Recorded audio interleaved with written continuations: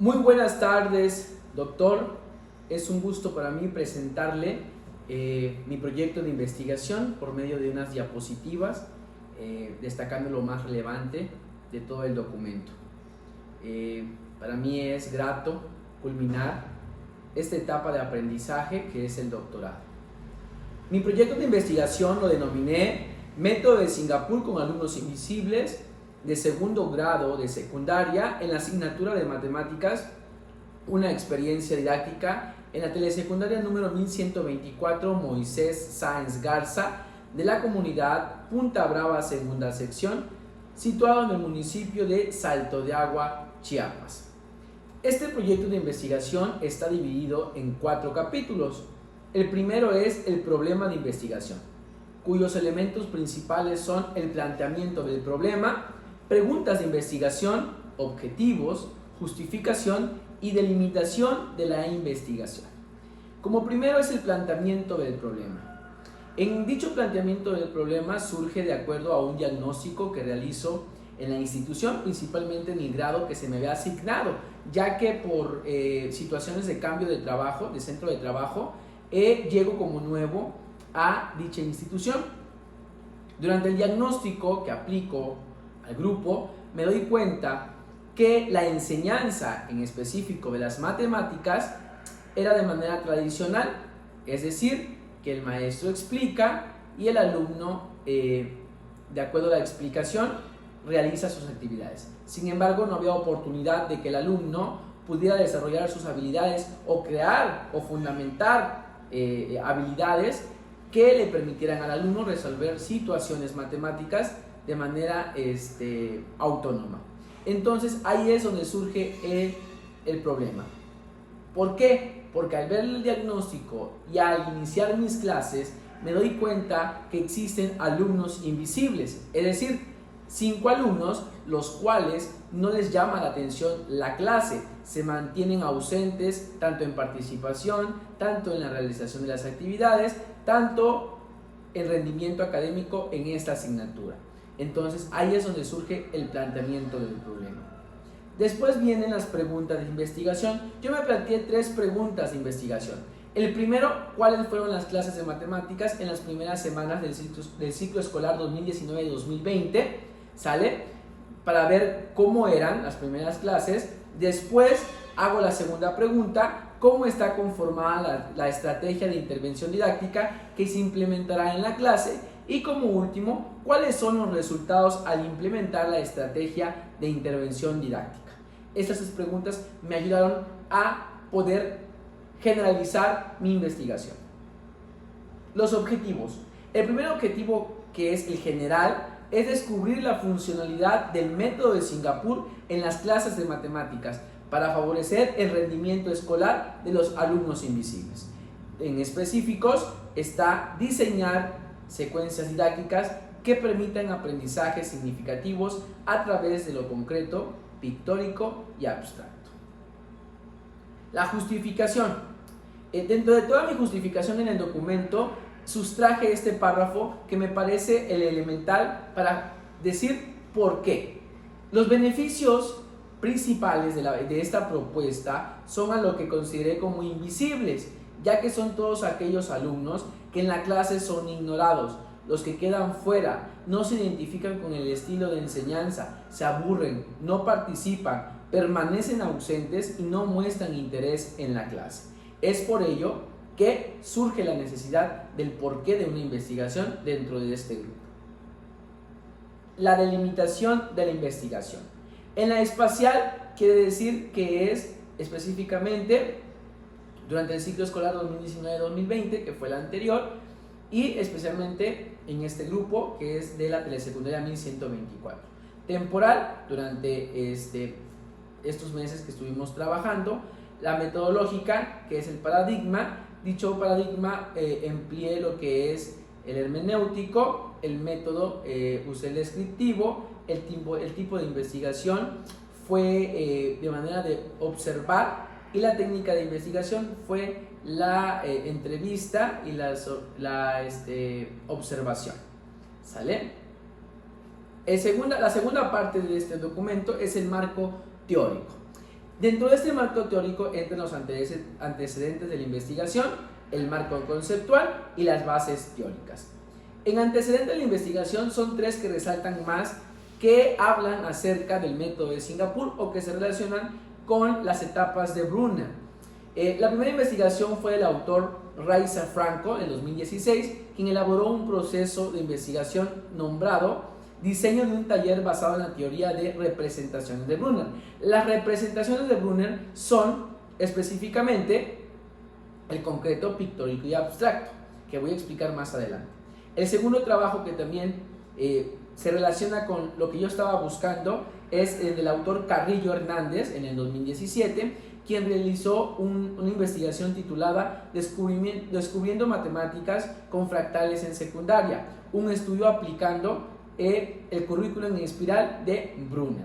Y el último trabajo es del autor, de las autoras Vargas y Sotillo, 2019, cuyo documento se llamaba Efecto de la metodología de Singapur en el desarrollo de la competencia de comunicación en el área de matemáticas para estudiantes de sexto grado.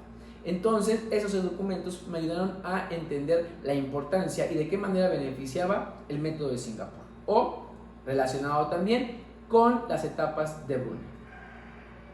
El marco conceptual. Esos conceptos son los que más se manejan en este documento, que es el método, alumnos invisibles, la intervención educativa, diagnóstico escolar, rendimiento escolar, aprendizaje, condicionamiento operante, concreto, pictórico y abstracto, necesidades del aprendizaje y habilidad matemática. Todos esos conceptos están descritos en el documento que realicé, los cuales me parecieron los más relevantes. Bases teóricas. Las bases psicológicas están, por ejemplo, menciono a Piaget y a Vygotsky. Dentro de las bases pedagógicas está el constructivismo y lo de Brunner, las etapas, que es lo concreto, lo pictórico y lo abstracto. Y las bases legales son de acuerdo a la Constitución Política y dentro de eso la Ley General y el artículo 3, en donde se menciona que el alumno debe recibir una educación de calidad, el cual permita que el alumno desarrolle sus habilidades, aptitudes dentro de cualquier contexto. Entonces, dentro de matemáticas, el objetivo de este proyecto es que el alumno desarrolle habilidades que puedan ser aplicados en el contexto en el que se encuentra el alumno. En este caso, en Punta Brava, segunda sección. La tercera parte de este trabajo es el marco metodológico. Se relaciona el paradigma de investigación, el método de investigación, el tipo de investigación, técnica de investigación, instrumentos de recolección de información y la matriz de triangulación de datos. El paradigma, como ya mencioné a un inicio, que no lo hablé de manera general, es el hermenéutico. De acuerdo a Nava 2007, lo entiende como un aspecto, una técnica, un arte y una filosofía de los métodos cualitativos que tienen como característica propia interpretar y comprender qué sucede con los fenómenos que se presentan dentro de un contexto. Por eso es que usé el paradigma hermenéutico. Dentro del método de investigación, igual el método hermenéutico, el cual Martínez Miguelés relacionan a este método como la adecuada y la aconsejable cuando se buscan datos o partes de un todo que generan distintas interpretaciones. Es decir, yo buscaba que con los datos que yo encontrara serían de ayuda para comprender el porqué del comportamiento de los alumnos invisibles. El tipo de investigación iba a ser descriptivo, ya que de acuerdo a Zampeiri, entienden que su objetivo es detallar cómo son y cómo se manifiestan los fenómenos, es decir, por qué se manifiesta lo que son los alumnos invisibles. Técnica de investigación, de acuerdo a Martínez igual Miguelés, empleé la observación participativa y la entrevista semiestructurada. Los instrumentos de recolección de información fue una entrevista y la guía de observación. La entrevista y la guía de observación están situadas en el documento, las cuales apliqué. Al igual, en anexos se encuentran las fotografías de los alumnos que me contestaron, tanto la entrevista y el guión de observación que yo realicé. La matriz de triangulación de datos. Dicha matriz me sirvió para ir comparando, para verificar qué tan efectivo había sido la aplicación de este método. Recuerden que el método de Singapur significa que el alumno tiene que desarrollar actividades matemáticas pasando por procesos. El primer proceso es el concreto, es decir, el alumno tiene que tocar, en este caso fue un tema de justificación de una fórmula general para encontrar los ángulos internos de un polígono regular. Entonces lo que hice fue buscar actividades que me permitieran que los alumnos tocaran. En este caso fue un rompecabezas. Ahí en el rompecabezas los alumnos tenían que identificar las diagonales de un polígono regular. La segunda etapa, que es el pictórico, los alumnos tienen que dibujar. En este caso dibujaron figuras regulares y trazaron sus diagonales partiendo desde un mismo vértice. Ahí los alumnos identificaron cuántos triángulos conformaban internamente a la figura. Y la última parte es un resumen de lo concreto y lo pictórico, pero ahora empleando números. Es decir, después que pasamos a identificar las diagonales, cuántos triángulos lo conforman, ellos pudieron identificar y justificar que la diferencia entre el número de lados y el número de triángulos conformaban la suma de los ángulos interiores de un polígono. ¿Por qué? Porque cada triángulo tenía 180 grados de ángulos internos cada triángulo. Al multiplicar por el número de triángulos me podía identificar cuál es la suma de los ángulos internos. Entonces, la matriz de triangulación de datos me ayudó a identificar qué respuestas, tanto en la entrevista como en la observación, coincidían, y ahí poder determinar qué tan efectiva había sido este proyecto de investigación. La conclusión. A mí me parece interesante este proyecto porque pude identificar que al alumno le sirve más participar en el proceso de aprendizaje a ser simplemente una persona que escucha y traduce dentro de una actividad lo que el maestro le explicó. Es importante que como nosotros docentes busquemos estrategias de aprendizaje que nos permitan mejorar el aprendizaje de los alumnos y no olvidarnos también de los alumnos de bajo rendimiento. No estamos seleccionando o mucho menos diferenciando, pero tenemos que hacer esta clasificación precisamente para favorecer el aprendizaje. Recordemos que no todos tienen el mismo ritmo de aprendizaje, que no todos desarrollan las mismas habilidades, pero la función de nosotros es que el alumno que no puede desarrollar un 50% o un 100% de sus habilidades matemáticas, ahí entra la función del docente para poder de esta manera desarrollar dichas habilidades. Es por eso que esta propuesta me parece interesante y me gustaría que alguno de ustedes lo experimentara. A mis compañeros o usted, doctor, poder aplicarlo otra vez en algún momento en alguna clase. ¿Sale? Entonces la conclusión que llego es que el método de Singapur en algunos contenidos o en la mayoría de los contenidos puede desarrollar resultados favorables en los alumnos. Por último, tengo mis referencias, las cuales las usé en esta diapositiva. También en mi documento tengo las referencias de todo el proceso del proyecto de investigación. Para mí es un gusto haber culminado esta exposición. Traté de hacerlo más breve y preciso para no llevar más tiempo.